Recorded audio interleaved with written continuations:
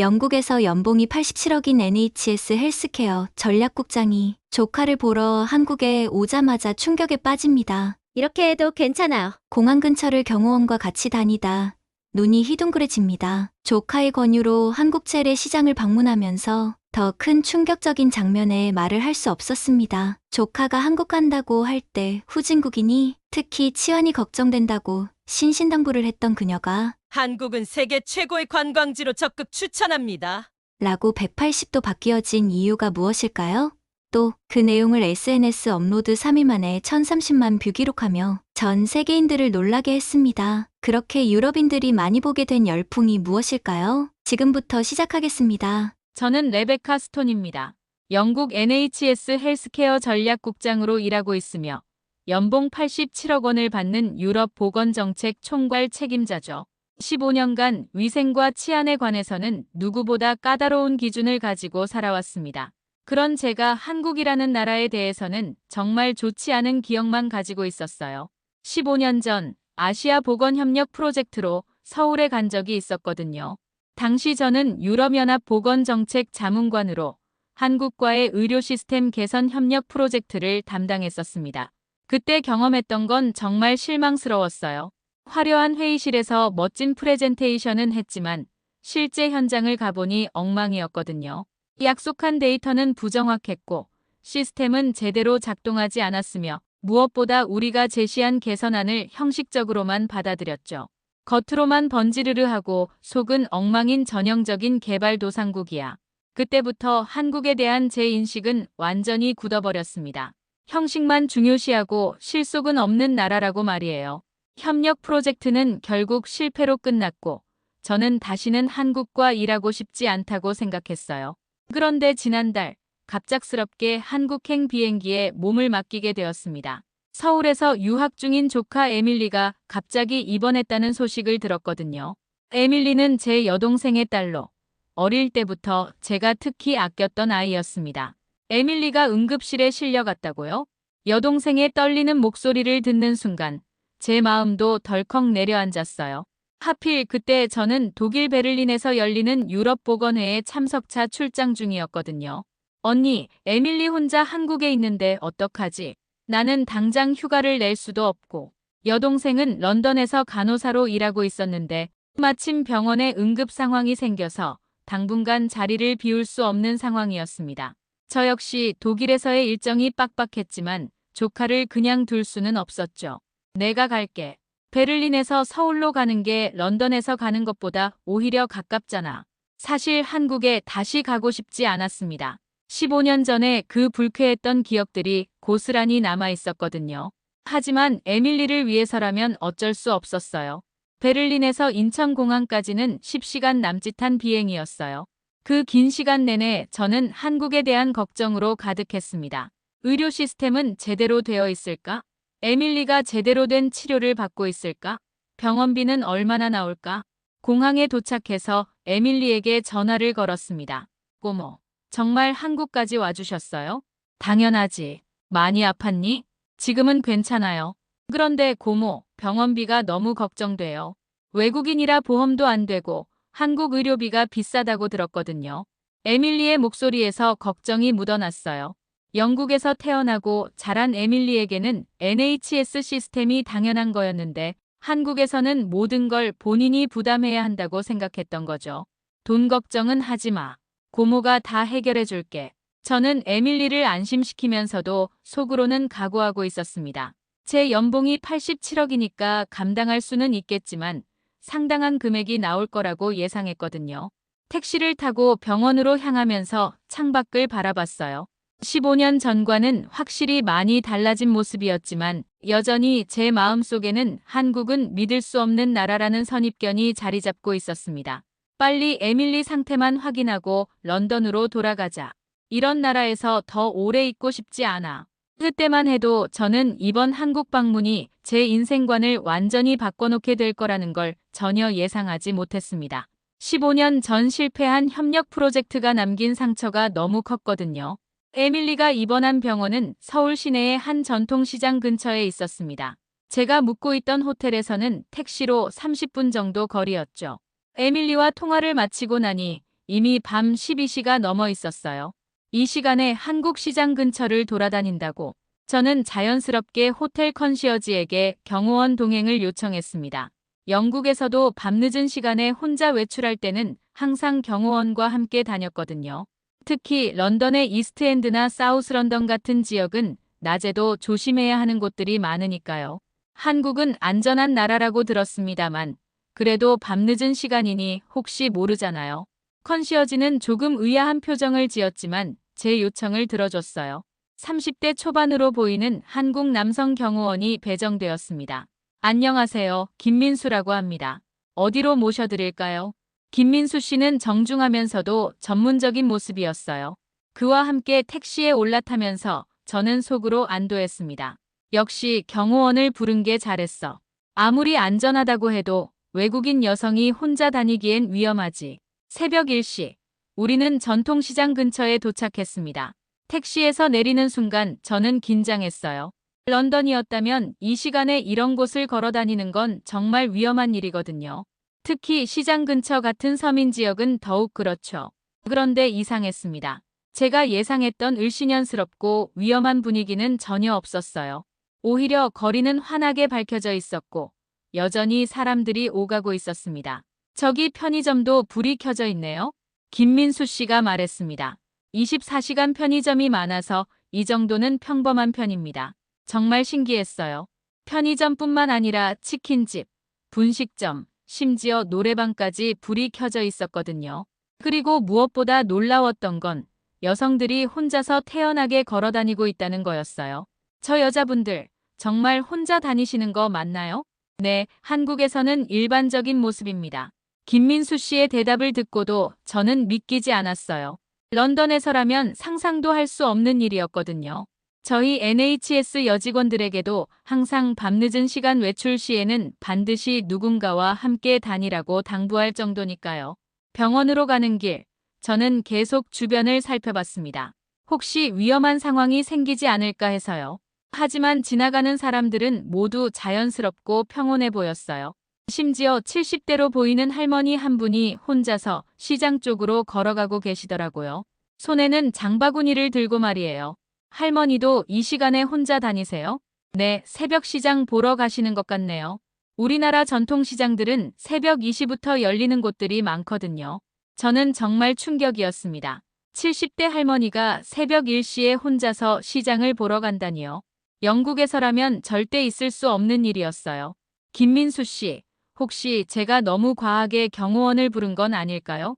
아, 그런 건 아닙니다. 외국에서 오신 분들은 대부분 그렇게 하세요. 처음에는 다들 놀라시거든요. 김민수 씨의 말을 듣고 나니 조금 민망해졌어요. 혹시 제가 한국을 너무 위험한 나라라고 생각했던 건 아닐까 하는 생각이 들었거든요. 병원 입구에 도착했을 때 저는 또 한 번 놀랐습니다. 응급실 앞에 대기하고 있는 사람들 중에도 혼자 온 여성들이 여러 명 보였거든요. 그것도 젊은 여성들이요.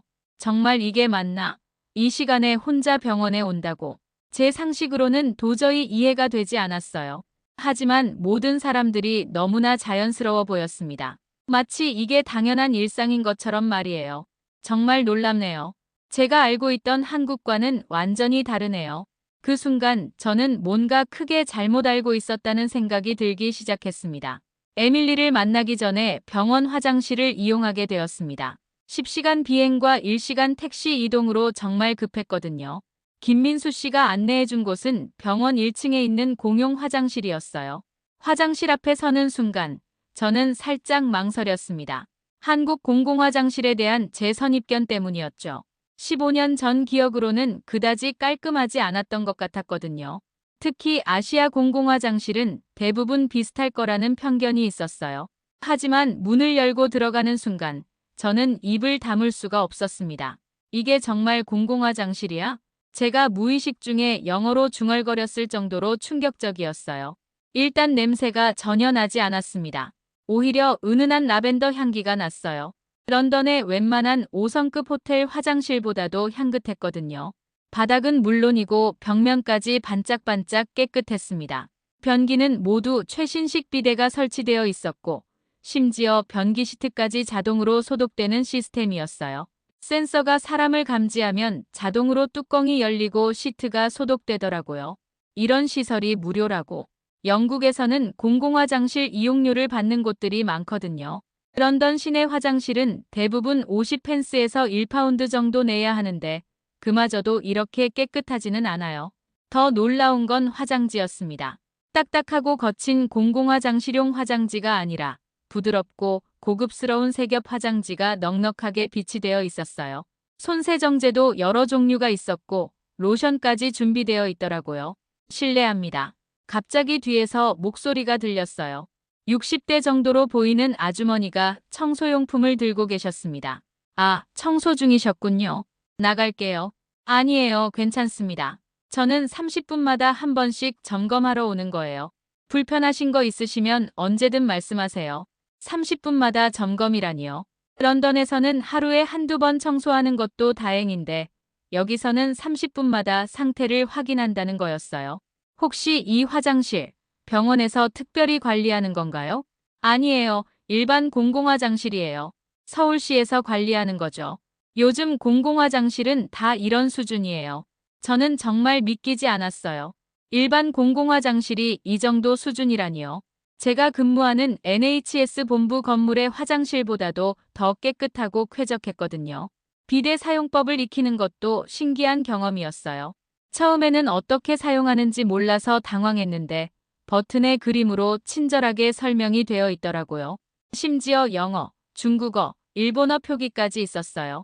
이런 배려까지, 물의 온도와 세기까지 조절할 수 있었습니다. 정말 호텔 수준의 시설이었어요. 아니, 어떤 호텔보다도 더 좋았을지도 몰라요.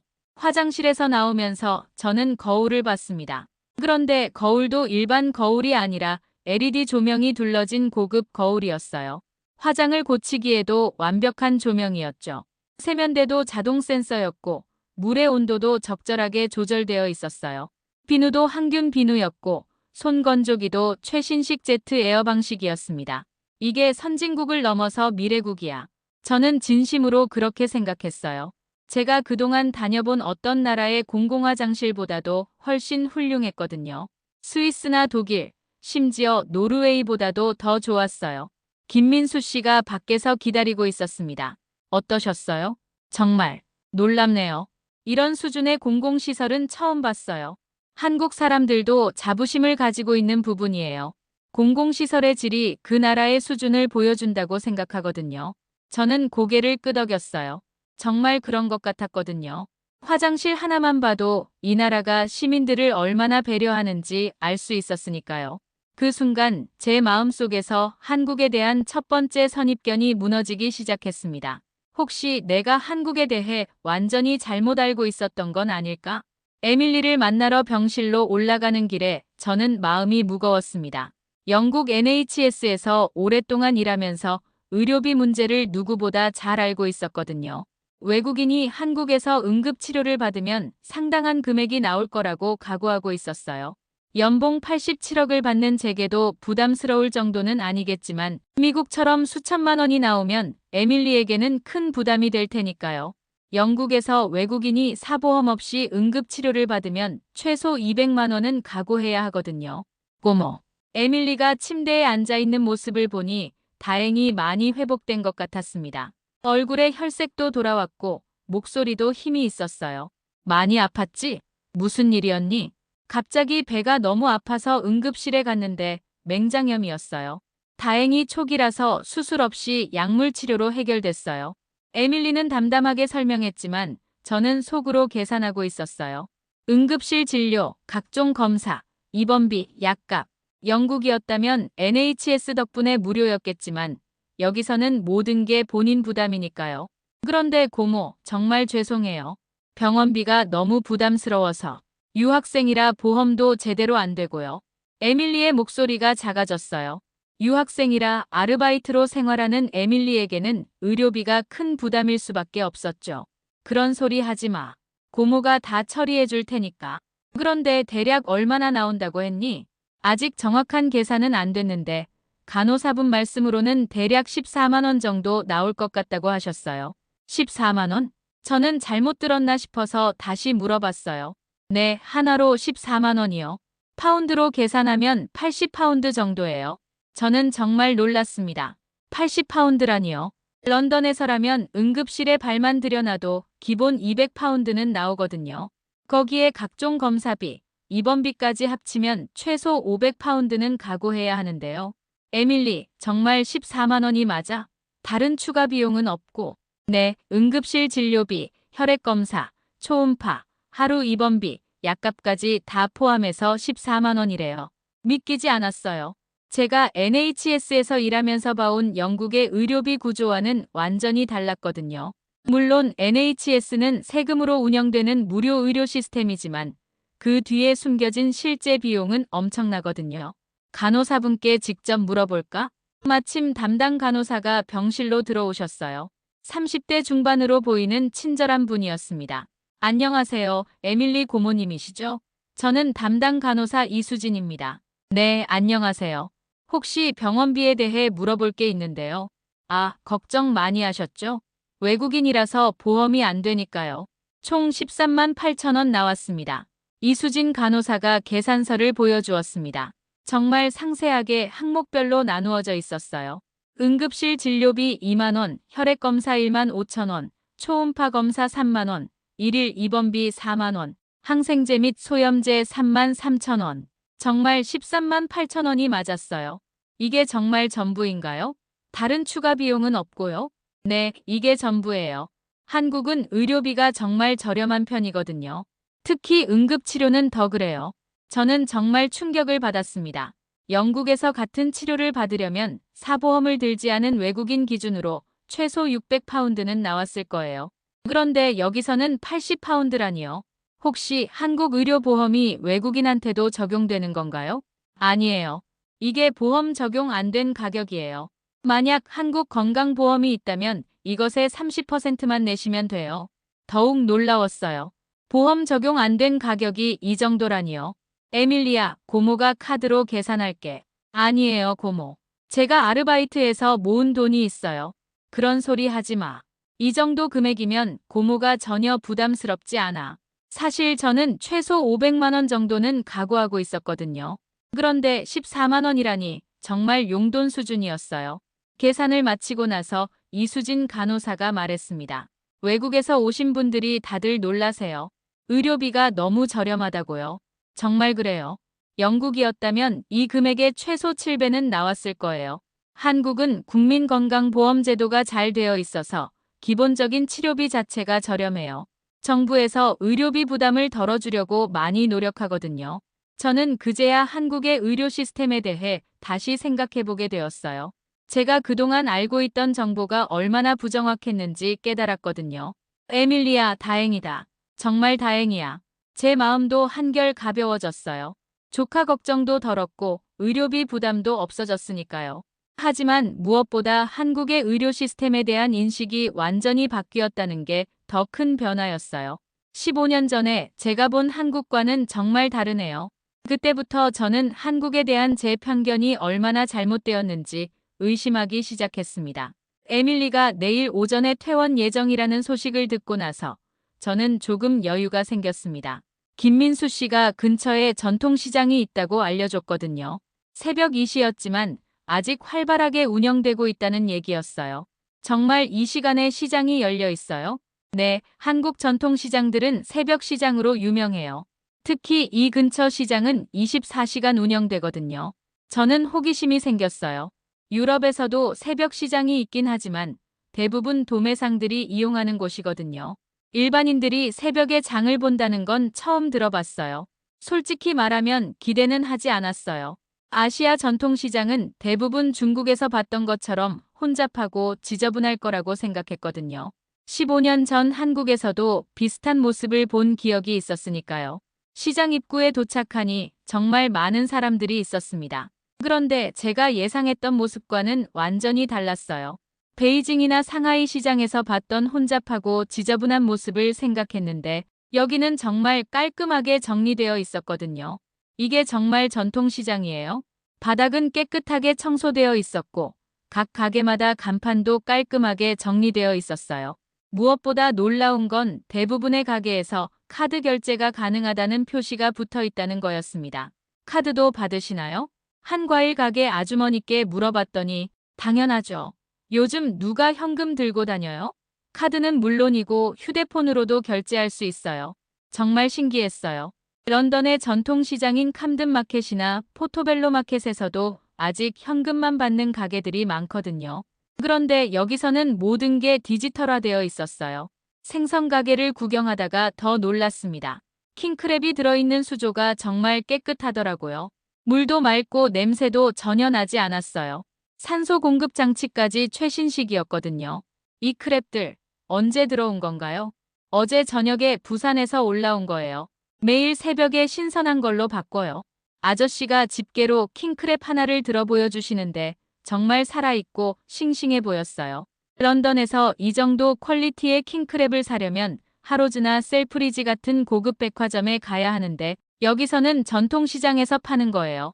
한번 맛보시겠어요? 아저씨가 작은 게살을 발라서 내밀어 주셨어요. 아, 괜찮습니다. 돈도 안 냈는데. 시식 서비스예요. 맛보시고 마음에 들면 사시면 되고요. 정말 의외였어요. 시식 문화가 이렇게 발달되어 있다니요. 그런데 더 놀라운 건 위생 상태였어요. 아저씨가 일회용 장갑을 끼고 깨끗한 일회용 접시에 담아서 주시더라고요. 게살을 맛보는데 정말 달고 신선했어요. 런던의 고급 레스토랑에서 먹는 것과 비교해도 전혀 뒤지지 않았거든요. 정말 맛있네요. 이거 얼마예요? 킬로당 4만 원이에요. 파운드로 계산하니 22파운드 정도였어요. 런던에서는 이 정도 킹크랩이 최소 60파운드는 하거든요. 3분의 1 가격에 더 신선한 걸 살 수 있다니요. 다음으로 채소 가게를 둘러봤는데 여기서도 놀랐습니다. 모든 채소가 깨끗하게 씻어져 있었고 비닐 포장도 깔끔했어요. 그런데 무엇보다 신기했던 건 아무도 지키고 있지 않은 가게들이 많다는 거였어요. 저기 과일 가게 사람이 없는데 괜찮나요? 김민수 씨에게 물어봤더니 아, 잠깐 화장실 가신 것 같네요. 한국에서는 그런 경우가 많아요. 그럼 과일을 가져가면 어떻게 해요?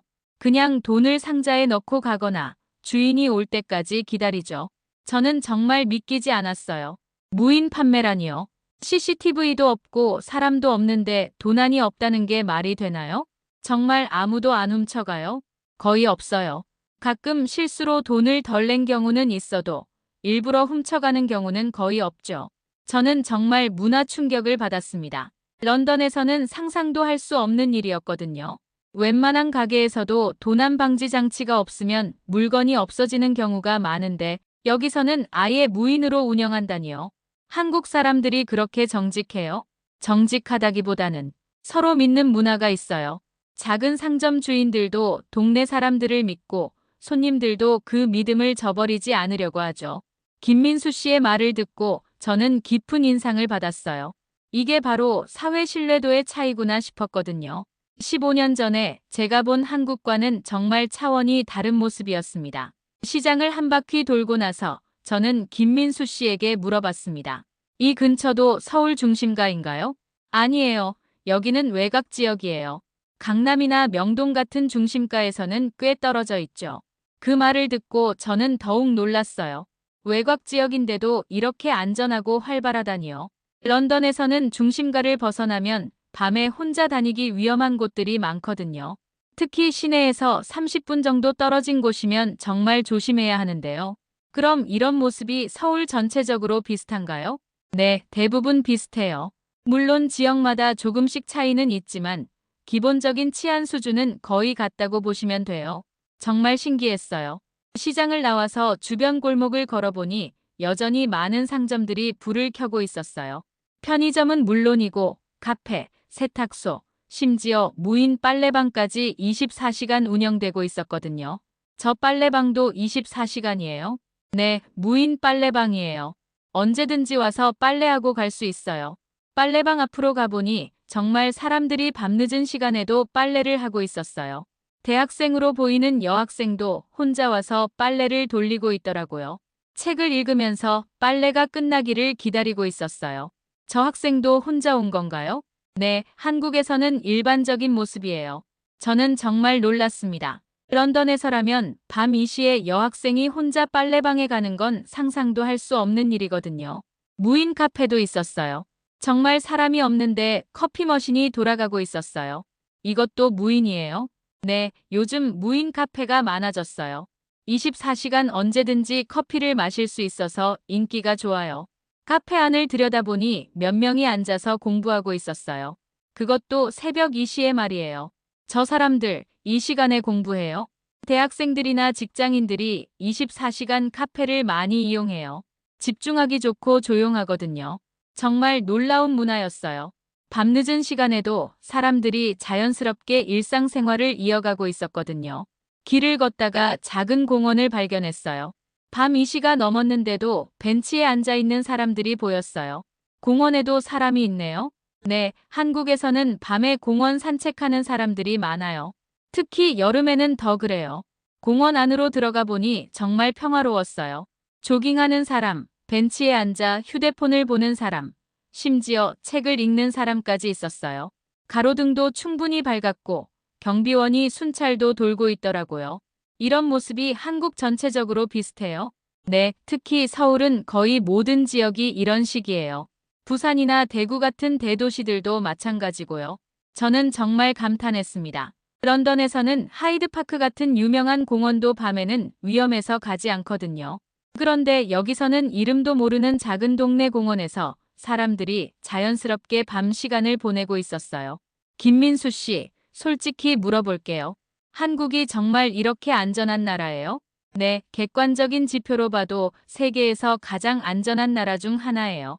특히 여성 안전지수는 거의 1위 수준이고요. 저는 그제야 제가 얼마나 잘못된 정보를 가지고 있었는지 깨달았어요. 15년 전의 기억과 서구 언론에서 보는 단편적인 정보만으로 한국을 판단했던 거죠. 정말 놀랍네요. 제가 알고 있던 한국과는 완전히 다르네요. 그 순간 저는 한국에 대한 두 번째 큰 편견이 무너지는 걸 느꼈습니다. 치안이 좋은 건 서울 중심가뿐일 거라고 생각했는데 외곽 지역까지 이렇게 안전하다니요. 새벽 3시가 되어서야 저는 호텔로 돌아가기로 했습니다. 김민수 씨와 함께 시장을 나서는데 갑자기 제 핸드백이 무거워진 게 느껴졌어요. 시장에서 산 과일들과 기념품들 때문이었죠. 잠깐 벤치에 앉아서 가방을 정리할게요. 공원 입구에 있는 벤치에 앉아서 가방을 열었어요. 그런데 과일이 너무 많아서 작은 쇼핑백으로 따로 빼야 할 것 같았거든요. 습관적으로 명품 핸드백을 벤치에 그냥 놔두고 가방 정리를 시작했습니다. 런던에서라면 절대 할 수 없는 행동이었어요. 잠깐이라도 가방을 시야에서 벗어뜨리면 사라질 수 있거든요. 레베카 씨, 가방을 그렇게 놔둬도 괜찮아요? 김민수 씨가 걱정스럽게 물어봤어요. 아, 맞다. 저는 반사적으로 가방을 챙기려고 했어요. 그런데 김민수 씨가 말했습니다. 아니에요. 여기서는 괜찮아요. 아무도 가져가지 않을 거예요. 정말요? 명품 가방인데도요? 네, 한국에서는 길에 떨어진 지갑도 그대로 있을 정도예요. 저는 반신반의했지만 실험해보기로 했어요. 가방을 벤치에 그대로 두고 5m 정도 떨어진 곳에서 지켜봤거든요. 그 사이에 몇 명의 사람들이 벤치 앞을 지나갔어요. 조깅하는 아저씨, 산책하는 커플, 편의점에서 나오는 학생. 모든 사람들이 제 가방을 봤을 텐데 아무도 관심을 보이지 않았어요. 심지어 한 아주머니는 벤치 근처에서 휴대폰을 떨어뜨리셨는데 제 가방은 건드리지도 않고 휴대폰만 주우셨더라고요. 정말 신기하네요. 10분 정도 지켜본 후에 저는 가방을 다시 가져왔어요. 당연히 아무것도 없어지지 않았죠. 심지어 가방 지퍼도 제가 열어놓은 그대로였어요. 김민수 씨, 정말 항상 이래요? 네, 한국 사람들은 남의 물건에 손 떼지 않아요. 어릴 때부터 그렇게 교육받거든요. 가방을 정리하는 동안 또 다른 놀라운 장면을 봤습니다. 과일 가게 아주머니가 수도가에서 딸기를 씻고 계시더라고요. 아주머니, 뭐 하세요? 딸기 씻어서 시식으로 드리려고요. 드셔보시겠어요? 아주머니가 방금 수돗물로 씻은 딸기를 내밀어 주셨어요. 수돗물로 씻으신 거예요? 네, 우리나라 수돗물은 그냥 마셔도 되거든요. 외국보다 더 깨끗해요. 저는 깜짝 놀랐어요. 수돗물을 그냥 마신다니요? 런던에서도 수돗물이 안전하다고는 하지만 대부분의 사람들이 정수기를 사용하거든요. 정말 안전해요? 네, WHO 기준도 통과했어요. 서울 수돗물 아리수는 정말 깨끗해요. 아주머니가 작은 전단지를 주셨어요. 거기에는 서울 수돗물의 수질 검사 결과가 상세히 나와 있었어요. 정말 WHO 기준을 모두 통과했고, 심지어 유럽 일부 국가보다도 더 좋은 수치를 보이고 있더라고요. 한번 드셔보세요. 정말 달고 맛있어요. 저는 조금 망설였지만 딸기를 받아 먹었어요. 정말 달고 맛있었거든요. 그리고 놀랍게도 배탈이 나거나 하지도 않았어요. 수돗물 맛은 어때요? 김민수 씨가 공원에 있는 음수대를 가리켰어요. 음수대에서 직접 마셔볼까요? 저는 조금 두려웠지만 용기를 내서 마셔봤어요. 정말 깨끗하고 시원했어요. 런던의 생수보다도 더 맛있을 정도였거든요. 이렇게 깨끗한 수돗물은 처음이에요. 한국이 상수도 시설에 엄청난 투자를 했거든요. 이제는 유럽 선진국들보다도 더 좋다고 해요. 그 순간 저는 정말 감동했어요. 시민들을 위해 이렇게까지 투자하는 나라라니요. 수돗물 하나만 봐도 이 나라가 국민들을 얼마나 생각하는지 알 수 있었거든요. 김민수 씨, 한국 사람들은 이런 걸 당연하게 생각해요? 네, 사실 저희는 이게 특별한 건지 잘 몰랐어요. 외국에서 온 분들이 놀라시는 걸 보고서야 깨닫게 되는 경우가 많죠. 저는 고개를 끄덕였어요. 정말 그럴 수밖에 없겠다는 생각이 들었거든요. 이런 환경에서 태어나고 자란 사람들에게는 이 모든 게 당연한 일상이겠죠. 정말 대단한 나라네요. 호텔로 돌아가는 택시 안에서 저는 창밖을 바라봤어요. 새벽 4시가 다 되어가는데도 여전히 불빛이 켜진 건물들이 많았어요. 편의점, 카페, 빨래방, 모든 게 평화롭고 안전해 보였거든요. 그 순간 저는 깨달았어요. 제가 15년 동안 가지고 있던 한국에 대한 모든 편견이 완전히 틀렸다는 걸 말이에요. 이 나라는 제가 생각했던 것과는 차원이 다른 곳이었습니다. 런던으로 돌아간 후 저는 며칠 동안 한국에서의 경험을 정리해봤습니다. 정말 믿기 힘든 일들의 연속이었거든요. 제가 NHS에서 15년 동안 쌓아온 상식과 경험이 모두 무너지는 경험이었어요. 처음에는 혼자만 간직하려고 했어요. 하지만 너무 특별한 경험이었기 때문에 다른 사람들과도 나누고 싶었거든요. 그래서 제 개인 SNS에 글을 올리기로 했습니다. 한국 시장에서 본 믿기 힘든 장면들이라는 제목으로 긴 글을 썼어요. 새벽 2시에 혼자 돌아다니는 여성들, 호텔급 공공화장실, 14만 원의 병원비, 무인 판매 시스템, 수돗물로 과일 씻기까지 제가 직접 경험한 모든 것들을 상세히 적었습니다. 이게 바로 진짜 선진국의 모습이구나. 글 마지막에 저는 이렇게 썼어요. 저는 15년 동안 유럽이 세계 최고라고 생각했습니다. 하지만 한국에서 3일을 보내고 나서 깨달았어요. 진짜 선진국은 시민들이 서로를 믿고 정부가 국민을 진심으로 생각하는 나라라는 걸 말이에요. 글을 올리고 잠자리에 들었는데 다음 날 아침에 일어나 보니 정말 난리가 났더라고요. 제 글에 댓글이 수천 개씩 달려 있었어요. 정말 한국이 그런 나라예요? 저도 한국에 가보고 싶어요.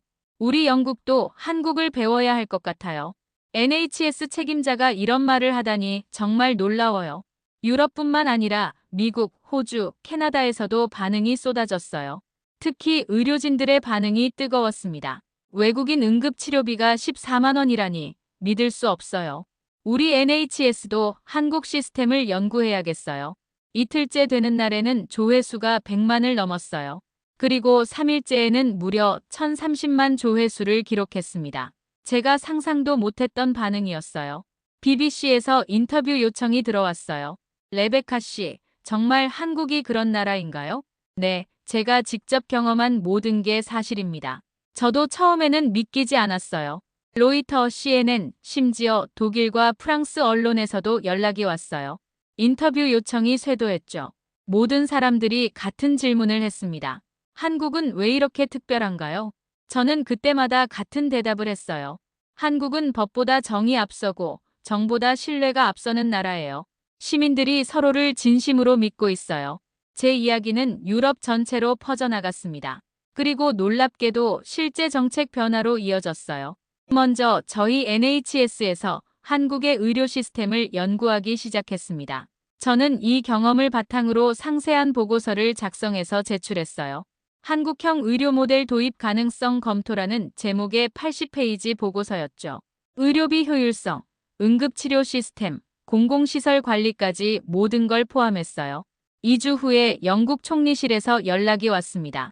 레베카 씨의 보고서를 보고 매우 인상적이었습니다. 한국 모델을 영국에 도입할 방법을 검토해 보겠습니다. 정말 놀라운 일이었어요. 제 개인적인 경험이 국가 정책에 영향을 미치게 된 거니까요. 가장 먼저 시작된 건 K-화장실 모델이었어요. 런던 시내 주요 공공화장실을 한국 수준으로 업그레이드하는 프로젝트였죠. 비데 설치, 30분마다 청소, 무료 이용까지 모든 걸 한국 방식으로 바꿨어요. 영국 정부는 이를 전면 도입하기로 결정했습니다. 다음은 K-마커 시민 신뢰 실험 구역이었습니다. 런던 외곽의 한 시장을 선정해서 무인 판매 시스템을 시범 실시했어요. CCTV 없이, 사람 없이 운영하는 실험이었죠. 놀랍게도 두 프로젝트 모두 성공했어요. 공공화장실 만족도는 300% 증가했고, 무인 판매 시장의 도난율은 1% 미만이었거든요. 정말 한국 모델이 효과가 있네요. 6개월 후에 저는 다시 한국을 방문했습니다. 이번에는 공식적인 연구 목적이었어요. 영국 보건부 대표단과 함께 한국의 의료 시스템을 배우러 온 거죠. 공항에 도착했을 때 저는 정말 감회가 새로웠어요. 6개월 전에는 편견을 가지고 왔었는데 이번에는 배우러 온 거니까요. 이제야 우리는 진짜 선진국이 무엇인지 배웠습니다. 귀국 후 저는 영국 언론과의 인터뷰에서 이렇게 말했어요. 한국은 단순히 경제적으로 발전한 나라가 아니에요. 시민의식과 사회 신뢰도가 세계 최고 수준인 나라예요. 우리가 배워야 할 게 정말 많습니다. 지금도 제 SNS에는 한국을 방문하고 싶다는 댓글들이 계속 달리고 있어요. 그리고 실제로 많은 유럽인들이 한국을 방문하고 있다고 해요. 제가 올린 하나의 글이 1030만 명의 마음을 움직였고 실제 정책 변화로 이어졌습니다. 개인의 경험이 이렇게 큰 변화를 만들어낼 수 있다는 게 정말 놀라워요. 한국, 정말 대단한 나라네요. 지금도 저는 한국을 생각할 때마다 이 말이 절로 나옵니다. 그리고 언젠가 다시 한국을 방문해서 더 많은 것들을 배우고 싶어요. 15년 전의 편견이 얼마나 잘못되었는지 이제야 깨달았거든요. 이렇게 한 사람의 편견이 완전히 바뀌어 1030만 명에게 감동을 준 이야기 어떠셨나요? 때로는 우리가 가진 선입견이 얼마나 잘못된 건지 깨닫게 되죠. 레베카처럼 열린 마음으로 세상을 바라본다면 더 많은 것들을 발견할 수 있을 거예요. 이런 따뜻한 이야기가 좋으셨다면 좋아요와 구독 부탁드려요. 다음에도 더 감동적인 해외 반응 이야기로 찾아뵙겠습니다.